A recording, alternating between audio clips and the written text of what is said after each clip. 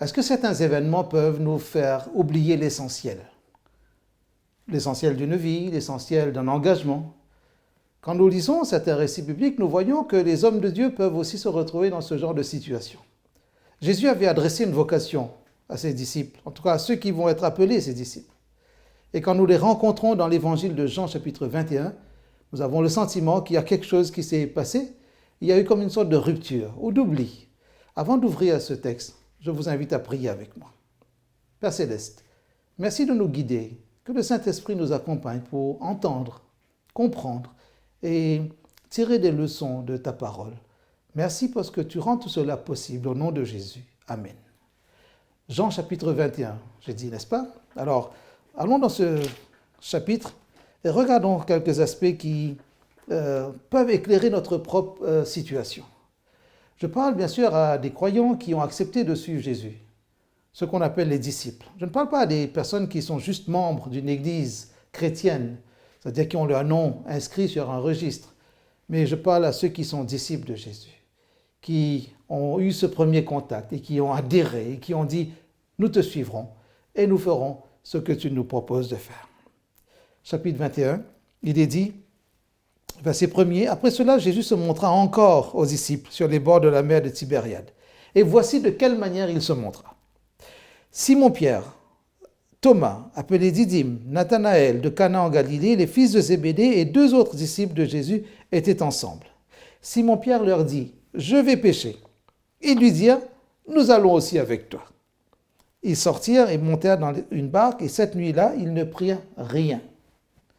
Le matin étant venu, Jésus se trouva sur le rivage, mais les disciples ne savaient pas que c'était Jésus. Jésus leur dit, « Enfants, n'avez-vous rien à manger ?» Ils lui répondirent, « Non. » Il leur dit, « Jetez le filet du côté droit de la barque et vous trouverez. » Ils le jetèrent donc, et ils ne pouvaient plus le retirer à cause de la grande quantité de poissons. Alors le disciple que Jésus aimait dit à Pierre, « C'est le Seigneur. » On pourrait dire tout commence par cela, « C'est le Seigneur. » Mais pourquoi dit-il « C'est le Seigneur » ?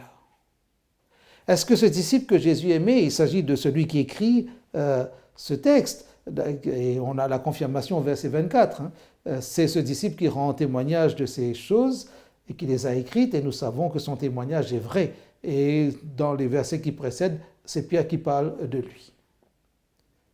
Qu'est-ce qui s'est passé dans son esprit pour dire « c'est le Seigneur » ? Une pêche miraculeuse, bien sûr. Et dans quel état était-il ? Quand Pierre a dit « je vais pêcher », nous avons l'impression qu'il y a plusieurs aspects là derrière ce comportement qui auraient pu motiver cette décision « je vais pêcher ». Qu'est-ce qu'il ne faisait pas pour avoir le temps d'aller pêcher ? Peut-être l'ennui. Il s'ennuyait. Jésus était déjà revenu de la résurrection. Certainement un Jésus glorifié était là, mais il avait encore besoin de leur dire des choses. Il leur était apparu pour confirmer la résurrection. Mais Jésus ne s'était pas montré aux disciples seulement pour confirmer la résurrection. Cette rencontre, telle que rapportée ici, veut les amener à autre chose, ou j'ai envie de dire, veut les ramener à autre chose. Donc si cette autre chose était justement ce qui aurait dû se faire et qui ne se faisait pas, cela a dû générer de l'ennui chez les disciples. Peut-être un sentiment de tristesse. Ils avaient encore, pour certains, le sentiment que cette grande affaire, cette grande aventure, cette grande histoire, cette belle histoire avec Jésus, 3 ans et demi, tous les miracles, toutes les prédications, que tout cela s'était soldé par un échec. La croix, le tombeau. Et même s'il était apparu, je vais pécher. En d'autres mots, que faire d'autre ? Que faire d'autre ? Déception ? C'est possible. Troisième idée, troisième hypothèse que j'aimais ici. La déception. Peut-être il n'y avait plus la même passion. Ce Simon qui avait dit « Je te suivrai partout, je me battrai pour toi, même si les autres t'abandonnent, je resterai. » Déception. Peut-être un sentiment de désarroi. ou un oubli tout simplement de comment cela avait commencé. Peut-être un désintérêt. Le cœur n'y était plus. Je vais pécher. Mais ce n'était pas la première fois que Jésus allait apparaître aux disciples. Et puis, le dernier élément qui me vient à l'esprit, c'est fort probablement une perte de vision. Et quand Jean va dire « c'est le Seigneur », c'est parce qu'il s'était déjà passé quelque chose de semblable avec le Seigneur. Tout en gardant, mettez un marque-page au chapitre 21 et allons dans Luc chapitre 5, où il s'était passé quelque chose qui avait marqué des esprits. Luc chapitre 5, verset 4 et suivant. On pourrait prendre à partir du verset 3. Il monta dans l'une de ses barques, qui était à Simon, il le pria de s'éloigner un peu de terre. Puis il s'assit et de la barque il enseignait la foule. Lorsqu'il eut cessé de parler, il dit à Simon, « Avance en pleine eau et jetez vos filets pour pêcher. » Simon lui répondit, « Maître, nous avons travaillé toute la nuit sans rien prendre. Mais sur ta parole, je jetterai le filet. » L'ayant jeté, ils prirent une grande quantité de poissons et leur filet se rompait. Il fit signe à leurs compagnons qui étaient dans l'autre barque de venir les aider. Ils vinrent et ils remplirent les deux barques au point qu'elles enfonçaient. Quand il vit cela, Simon tomba aux genoux de Jésus et dit, « Seigneur, Seigneur, retire-toi de moi parce que je suis un homme pécheur. » Car l'épouvante l'avait saisi, lui et tous ceux qui étaient avec lui, à cause de la pêche qu'ils avaient faite. Il en était de même de Jacques et de Jean, les deux autres frères, fils de Zébédée, les associés de Simon. Alors Jésus dit à Simon, « Ne crains point, désormais tu seras pêcheur d'hommes. » Et ayant ramené les barques à terre, ils laissèrent tout et le suivirent. La première pêche miraculeuse, qui va se transformer en moment vocationnel pour ces pécheurs qui deviennent des disciples de Jésus. En suivant Jésus, ils acceptent de devenir ses disciples. Mais ils acceptent aussi cette nouvelle perspective, ce changement de paradigme. Ils ne pêcheront plus des poissons. Ils pêcheront des hommes, des humains. En d'autres mots, ils deviendront des disciples missionnaires pour Jésus. Peut-être le mot recruteur est venu à votre esprit. Oui, ils vont recruter d'autres personnes pour Jésus. Mais pas juste pour dire « nous suivons Jésus », mais pour suivre le chemin que Jésus est venu inaugurer. Ce chemin qui conduit au Père. Ce chemin qui se résume dans ce verset, le verset le plus célèbre de la Bible. Dieu a tant aimé le monde qu'il a donné son Fils, afin que quiconque croit en lui, afin que quiconque adhère à Jésus, à ses enseignements, afin que quiconque devient ses disciples, ou son disciple, entre dans la vie éternelle. Et ces hommes qui sont appelés pour devenir des pêcheurs d'hommes, les voici dans ce moment d'ennui. Et je reviens à mon chapitre 21 de Jean. Je vais pécher. Je vais pécher. Est-ce que certaines situations nous rendent amnésiques de l'appel que Dieu nous adresse? Alors, ma question ne doit pas nous embarrasser. Moi-même, je ne veux pas être embarrassé par cette question.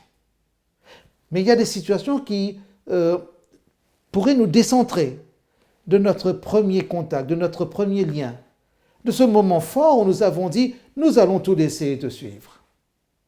Peut-être cela se voit par rapport à notre baptême, ou ce moment de profession de foi publique où nous avons dit « je veux suivre Jésus, je veux être son témoin, je veux le servir ».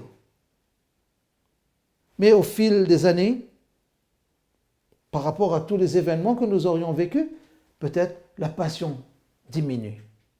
Peut-être nous finissons par sombrer dans l'ennui, dans la tristesse, dans la déception, dans le désarroi, dans l'oubli.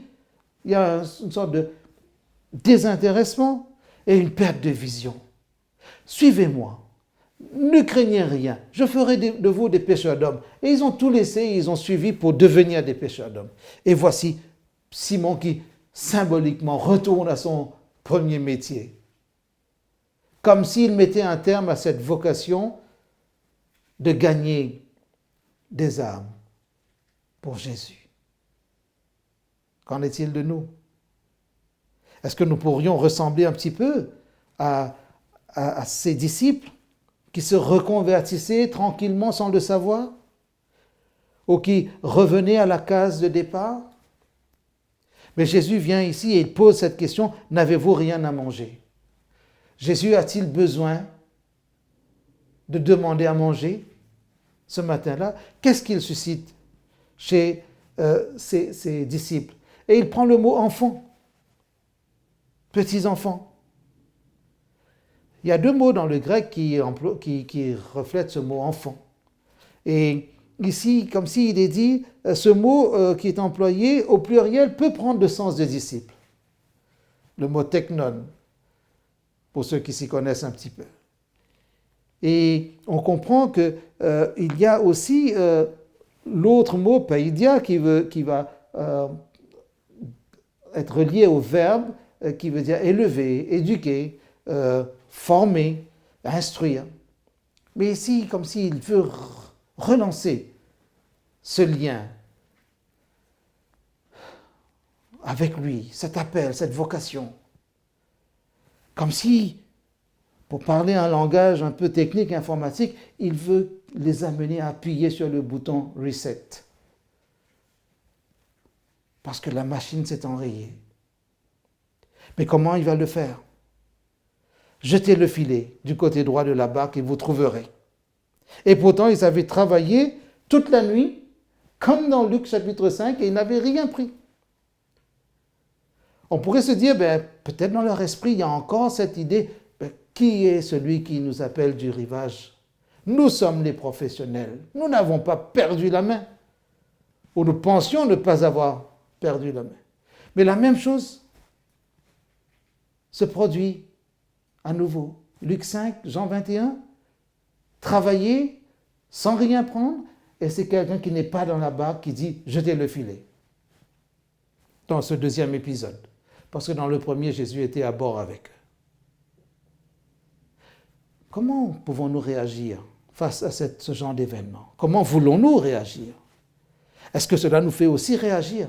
Est-ce que ce type d'événement nous fait réfléchir? Pourquoi Jésus vient les voir là? Pourquoi dans les précédentes apparitions, Jésus ne leur a pas parlé pour dire « N'oubliez pas d'où je vous ai sorti. N'oubliez pas la première tranche de votre engagement avec moi. Avant de sillonner les routes de la Palestine. N'oubliez pas. Non. Jésus veut encore parler à leur cœur. Avant de leur parler techniquement. C'est vrai, en regardant cette quantité de poissons, le disciple que Jésus aimait dit à Pierre, c'est le Seigneur. Pourquoi? Seul le Seigneur peut faire cela. Seul le Seigneur peut faire cela. Jetez le filet. Mais Jésus va dire encore quelque chose d'intéressant. Au verset 10, apportez des poissons que vous venez de prendre. Beaucoup de poissons, beaucoup de résultats, on pourrait dire, sur ce qu'ils avaient commencé. Je vais pêcher. Oui, voilà, ils ont pêché. Mais ce n'est pas eux qui avaient gagné autant de poissons, c'est le Seigneur. Y a-t-il quelque chose dans notre vie qui nous bloque parfois et qui nous empêche de considérer que le Seigneur est dans notre vie, même s'il n'y a pas quelque chose d'aussi spectaculaire que ces poissons? Ils ont compté aussi 153 gros poissons. Ils n'étaient pas loin du rivage, à 100 mètres. Mais qu'est-ce qui se passe? Dans son élan, Pierre va se jeter à l'eau pour aller retrouver le Seigneur. La première fois dans Luc chapitre 5, il avait dit « Seigneur, éloigne-toi de moi car je suis un homme pécheur. Je ne suis pas digne de recevoir un tel miracle. » Et ce bouton sur lequel Jésus appuie symboliquement, bien sûr c'est un anachronisme, c'est le bouton reset pour remettre la machine en marche. Et on a l'impression que c'est reparti.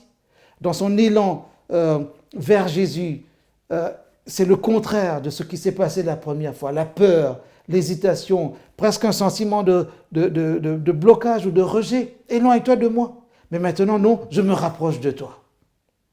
Que se passe-t-il dans votre vie quand Jésus fait un miracle? Est-ce que vous lui dites juste merci? C'est merveilleux? Ou bien cela rapproche?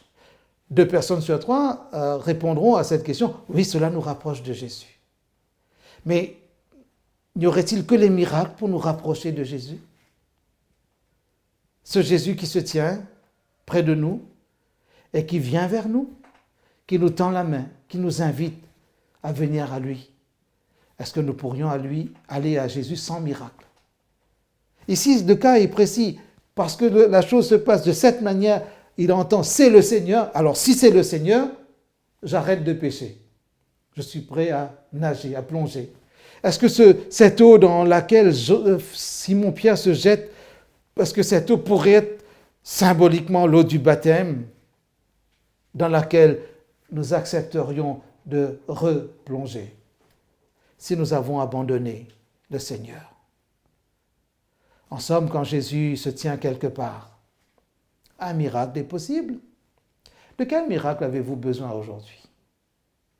De vous entendre dire au fond du cœur, mais peut-être autour de vous aussi, c'est le Seigneur.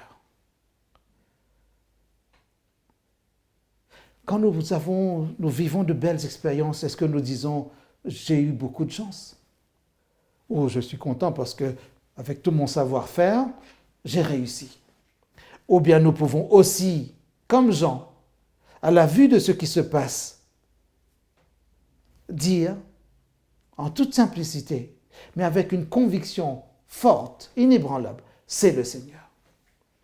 Combien d'occasions se présentent dans notre vie, dans notre existence, où nous pouvons proclamer ces mots, c'est le Seigneur. Et qu'est-ce que cela déclenche? Une envie de se rapprocher. C'est Pierre qui a commencé cet épisode-là. Je vais pêcher. Maintenant, comme s'il dit, je vais nager, non pas pour juste nager, mais je vais nager pour aller à la rencontre de mon Seigneur. Si vous n'avez pas encore pris le baptême, regardez ce Jésus qui vous observe pour vous inviter à lui. Êtes-vous prêt à entrer dans les eaux du baptême? Quelles que soient les circonstances de la vie, le Seigneur peut favoriser cette occasion pour que vous fassiez alliance avec lui par les eaux du baptême. Mettez votre ceinture. Jetez-vous dans cette expérience. N'hésitez pas, parce que c'est Jésus qui est là, qui se tient sur les rivages de votre vie et qui vous appelle. Mais Jésus continue, parce qu'il n'a pas fini d'instruire ses disciples. Il n'a pas fini de leur dire encore ce qui, peut-être symboliquement, ce qui lui tient à cœur dans cette relation privilégiée qu'il a eue avec eux pendant ces 3 années et demie. Lorsqu'ils furent descendus à terre, ils virent là des charbons allumés, du poisson dessus et du pain. Verset 9. Cette image est une sorte d'ironie par rapport à la question de Jésus au verset 5. « Enfants, n'avez-vous rien à manger ?» Alors que lui, il avait déjà préparé à manger. En somme, quand Jésus nous demande « Enfants, quel que soit notre âge, n'avez-vous rien à manger ?» Ce n'est pas pour dépendre de nous, mais c'est pour nous dire, si vous n'avez rien pris toute la nuit, si votre vie paraît vide, rassurez-vous, j'ai déjà préparé quelque chose pour remplir cette vie. Ici, il s'agit peut-être d'estomac, mais spirituellement, avez-vous quelque chose à manger spirituellement? Si vous pensez que spirituellement votre vie peut être vide, ne vous découragez pas. Celui qui se tient sur le rivage de votre vie, de votre histoire, de votre existence, celui qui se tient sur le rivage de ce monde est en train de vous dire, j'ai déjà préparé, regardez. Il y avait là des charbons allumés, du poisson dessus et du pain. Cela recommence. Jésus appuie encore sur ce bouton reset. Redémarrer. Parfois, vous avez besoin de redémarrer votre ordinateur pour que toutes les mises à jour soient bien intégrées et que cela facilite votre utilisation. Peut-être la vie de ces hommes avait besoin de redémarrer par un miracle, par une nourriture que le Seigneur leur apporte. Pain, poisson, cela vous rappelle un autre miracle quand Jésus a multiplié les pains et les poissons apportés par un adolescent? Apportez ce que vous avez pris, dit Jésus. Ce que vous venez de prendre est important. Quelle est la leçon que nous pouvons tirer? Ce que nous vivons, le potentiel que nous avons, ce que nous représentons. Jésus veut valoriser cela. Ne pensez pas que vous ne savez rien faire. Ce que vous avez pris, même si c'est moi qui suis à l'origine de ce miracle, dit Jésus, apportez-le. Cela aussi est important, même s'il y a déjà mangé. Jésus aurait pu leur dire, à la réponse non, nous n'avons rien pris, ça n'est pas grave, venez. J'ai de quoi manger avec vous.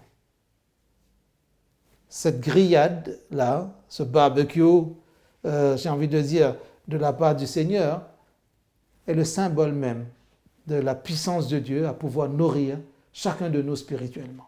Matériellement aussi, certainement. Tous les matins, quand nous regardons notre table de petit déjeuner, nous bénissons le Seigneur pour dire merci pour la nourriture que tu mets sur cette table. Mais ici, dans notre existence spirituellement, nous pouvons aussi dire merci au Seigneur, qui veut nous nourrir chaque jour de sa parole, de sa grâce, de ses bénédictions, de ses instructions. Il veut nous nourrir de toutes les expériences qu'il nous permet de faire. Restons attentifs et soyons sensibles à la voix de ce Seigneur. Quand nous disons « c'est le Seigneur », allons vers lui. Quand il nous dit « venez, apportez ». Et puis, Jésus ne dit pas seulement « apporter », mais parce qu'il a préparé, il veut aller jusqu'au bout de son projet. Verset 12, nous sommes toujours dans Jean chapitre 21, « venez manger ». Et aucun des disciples n'osait lui demander « qui es-tu ?» sachant que c'était le Seigneur. Quand Jésus se tient quelque part, comme nous l'avons dit tout à l'heure, un miracle est possible. Où en êtes-vous avec vous-même? Où en êtes-vous avec votre relation de disciple avec Jésus? Ce disciple-là, est-ce que vous l'assumez? Si vous avez fait alliance avec lui, est-ce que vous voulez suivre, continuer à marcher avec Jésus, suivre ses instructions? Ce qu'il vous a mis entre les mains, symbolisé par ces poissons, est-ce que vous êtes disposé à le lui apporter? Pas pour le lui rendre, mais pour le rendre utile, efficace, parce que c'est le Seigneur. En relançant, à travers un miracle similaire au miracle de Luc chapitre 5, Jésus les remet en chemin. Et l'histoire qui va se vivre dans le livre des Actes des Apôtres va nous confirmer que Jésus a appuyé vraiment sur le bouton redémarrage, reset, relance. Et ces hommes-là vont changer la face du monde. Bien sûr, conduits par le Saint-Esprit. Avez-vous envie de suivre le Christ pour le servir? Si vous avez oublié que la mission ou l'œuvre missionnaire, la proclamation de la bonne nouvelle du salut est la seule raison d'être de l'Église. Si vous avez peut-être fini par croire qu'un bon chrétien va à l'Église régulièrement, dites-vous que le chrétien qui est disciple de Jésus s'engage dans la mission. Pêcheur d'hommes. Ne soyez pas juste de bons membres de votre Église locale. Devenez disciples de Jésus-Christ. Si vous l'êtes déjà, persévérez, poursuivez cette course. Ne lâchez pas. Demandez au Seigneur de vous aider à tenir la distance, parce que c'est son œuvre. Quand il vous invite à manger, mangez. Prenez ce qu'il vous donne, parce que c'est important pour vous. Chacun de nous peut être nourri dans cette relation avec le Seigneur. Ce n'est pas une relation contemplative. La religion, ce n'est pas ça. La religion, c'est marcher avec le Seigneur, obéir au Seigneur, accomplir l'œuvre qu'il nous a confiée, ne pas baisser les bras. Beaucoup de personnes pourraient se contenter d'être que des membres de leur congrégation locale et fréquentent une église dans leur commune, et c'est bien d'aller à l'église. Non, tout chrétien est un disciple et tout disciple est un missionnaire. Quand Jésus appelle, c'est pour vous envoyer. Allez, faites de toutes les nations des disciples, les baptisant au nom du Père, du Fils et du Saint-Esprit, et leur enseignant à garder ce que je vous ai donné. L'Église chrétienne, n'est pas appelée à être une institution politico-religieuse, un État qui joue dans le concert des nations, L'Église est appelée à être le reflet de la grâce, un signe d'espérance, un signal qui brille, qui scintille comme un phare dans le monde. Parce que l'Église, c'est le plus beau cadeau que Dieu ait fait au monde. Pour éclairer le monde. Non pas pour être comme un musée, comme un monument historique, mais pour dire que Jésus est réellement venu ici-bas pour apporter l'espérance à l'humanité. Et c'est dans ce sens que l'Église devient un signe d'espérance. Faire des disciples, témoigner de la grâce. Et quand l'Église est fidèle dans l'espérance, quand l'Église proclame le retour de Jésus, ce retour prochain, et que l'Église continue à inviter des hommes, des femmes, des familles aussi au salut, ou à dire à d'autres, revenez, vous avez peut-être abandonné comme nous-mêmes, comme nous avons fait ici. Revenez, c'est le Seigneur. Il peut relancer le miracle. Il peut relancer votre vie. Il peut redynamiser une vie. Même s'il y a eu des déceptions entre le je vais pêcher du vrai poisson et Seigneur, je ne veux pas oublier. Ou pardonne-moi d'avoir oublié. Maintenant, je me remets dans cette eau. J'accepte d'être baptisé à nouveau. Ce baptême de l'Esprit, ce baptême d'eau, Jean chapitre 4, c'est pour non seulement voir le royaume des cieux, mais pour y entrer. Mais pour inviter d'autres à voir, à contempler le même royaume et à y entrer. Quel progrès entre ce je vais pêcher et je vais nager pour retourner vers le Seigneur. Venez, apportez ce que vous avez pris. Venez comme vous êtes là. Venez avec ce que vous pouvez, vous savez faire. Je suis capable de transformer tout cela pour la gloire de Dieu, dit Jésus. Votre vie ne vous appartient pas. Ce n'est peut-être pas une bonne nouvelle. Votre vie appartient à Dieu parce que Jésus vous a racheté à un grand prix. Et c'est ce que Paul disait aux Corinthiens. Vous ne vous appartenez pas à vous-même.